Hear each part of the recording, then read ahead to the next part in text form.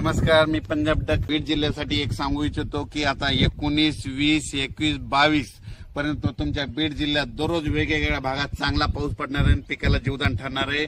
म्हणून खास करून हे बीड जिल्ह्यासाठी आनंदाची बातमी।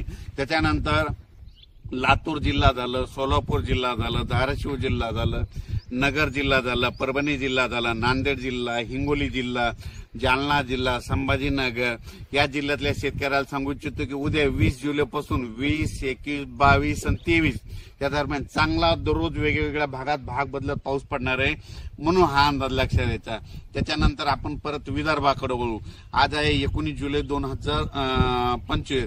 तर विदर्भ, पूर्व विदर्भ आणि पश्चिम विदर्भ 6 आणि 5 11 जिल्ह्यामध्ये म्हणजे 19, 20, 21, 22, 23 पर्यंत तुमच्या पूर्व विदर्भ आणि पश्चिम विदर्भ 11 जिल्ह्यामध्ये दररोज वेगवेगळ्या भागात पाऊस पडणार आहे आणि पिकाला जीवदान ठरणार आहे, म्हणून हे अंदाज लक्षात घ्यायचा। त्याच्यानंतर सांगायचं झालं तर कोकणात देखील चांगला पाऊस पडणार आहे, म्हणजे 19 जुलैपासून तर 23 जुलैपर्यंत चांगला पाऊस राहणार आहे, म्हणून हा अंदाज लक्षात घ्यायचा। त्याच्यानंतर उत्तर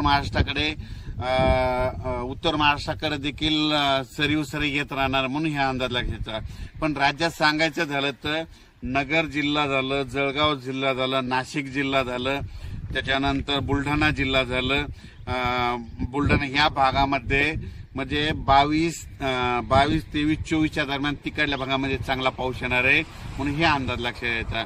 त्याच्यानंतर राज्यातले सर्व शेतकऱ्याला सांगू इच्छितो की खास करून पूर्व विदर्भ आणि पश्चिम विदर्भ की 25च्या नंतर 25 जुलै, 26, 27च्या नंतर विदर्भ, पूर्व विदर्भ, पश्चिम विदर्भामध्ये पुन्हा एकदा मोठा पाऊस येणार आहे।